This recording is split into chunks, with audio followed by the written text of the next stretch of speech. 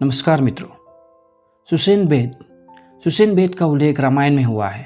रामायण के अनुसार सुसेन लंका के राजा राक्षस राज रावण का राजवेद था। प्रभु श्री राम और रावण सैनिकों के बीच घमासान युद्ध चल रहा था और इसी बीच जब रावण के पुत्र मेघनाद के बाण से लक्ष्मण मूर्छित हो गए तो भगवान राम ने विभीषण से सलाह ली कि वेद कहाँ मिल सकता है।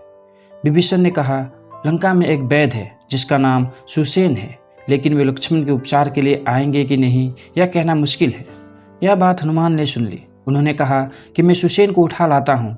हनुमान लंका गए और उस भवन को ही उठा लाए जिसमें सुसेन बेद सोए हुए थे। उन्हें जगाया गया। सुसेन समझदार थे, समझ गए कि उन्हें किसी अत्यंत बलशाली व्यक्ति ने बुलाया है, वरना भवन के एक हिस्से को उठाने की ताकत तो किसी में नहीं है। श्री राम ने सुसेन के समक्ष समस्या बताई और लक्ष्मण के उपचार के लिए कहा। सुसेन ने कहा कि मंदार पर्वत पर संजीवनी बूटी है। यदि संजीवनी बूटी मिल जाए तो लक्ष्मण जी तुरंत होश में आ जाएंगे और उनमें पहले से भी अधिक शक्ति आ जाएगी। हनुमान इस कार्य के लिए तत्पर थे। सुसेन ने उन्हें बूटी का रंग रूप और पहचान आदि बतला दी और तुरंत ही लाने को कहा। हनुमान जी वायु की गति से उड़कर मंदार पर्वत की ओर गए, लेकिन यह इतना सरल नहीं था। यह बात रावण को पता चल गई और रावण किसी भी तरह हनुमान जी को रोकना चाहते थे। रावण ने एक चाल चली और अपने एक मायावी राक्षस को बुलाया जिसका नाम कालनेमी था और उसे आदेश दिया कि हनुमान किसी भी तरह संजीवनी बूटी तक ना पहुंच सके। कालनेमी ने तुरंत एक विशाल सरोवर का रूप लिया और रास्ते में आकर बैठ गया। जब हनुमान जी वहां से गुजर रहे थे तब उन्होंने देखा कि कोई तपस्वी वहां ध्यान में लीन है। यह देखकर वे रुके। तब तपस्वी ने उन्हें बुलाकर कहा कि तुम बहुत थके हुए दिखाई दे रहे हो, आओ तनिक विश्राम कर लो और यहाँ सरोवर के अमृत जैसे जल को ग्रहण कर लो।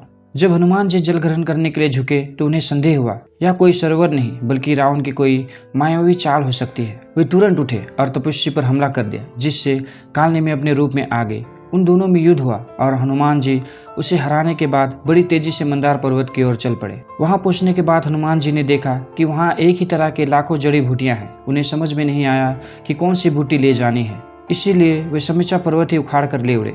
रास्ते में अयोध्या नगरी पड़ती थी। हनुमान की विराट छाया जब पृथ्वी पर पड़ी तो उस समय राम के प्रतिनिधि के रूप में राज्य कर रहे उनके भाई भरत ने आसमान की तरफ देखा और पाया कि कोई विशाल जीव उड़ा जा रहा है। उन्होंने तत्काल ही हनुमान पर तीर चलाया, जिससे हनुमान बेहोश होकर धरती पर गिर पड़े। इस समय हनुमान श्री राम को याद कर रहे थे। उनके मुख से राम राम का स्वर निकल रहा था।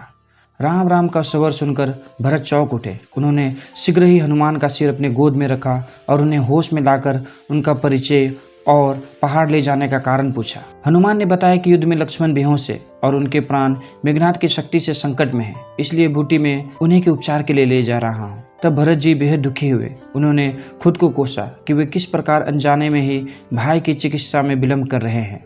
उन्होंने हनुमान का सत्कार किया और एक बाण इस प्रकार छोड़ा जो हनुमान जी को लेकर सीधे राम और लक्ष्मण के पास चले गए। सुसेन बेद हनुमान के पराक्रम को समझ चुके थे, इसलिए तुरंत उन्होंने उपलब्ध जड़ी बूटी से लक्ष्मण को ठीक कर दिया और यह सब देखकर प्रभु श्री राम जी की आंखों में आंसू आ गए और लक्ष्मण फिर से युद्ध के लिए तैयार हो गए।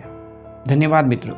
यह वीडियो आपको कैसा लगा आप हमें कमेंट करके बताएं। वीडियो को लाइक और शेयर करें और हाँ, और इस तरह की कहानी सुनने के लिए हमारे चैनल को सब्सक्राइब जरूर करें, क्योंकि हमारा मानना है कि ज्ञान बांटने से बढ़ता है।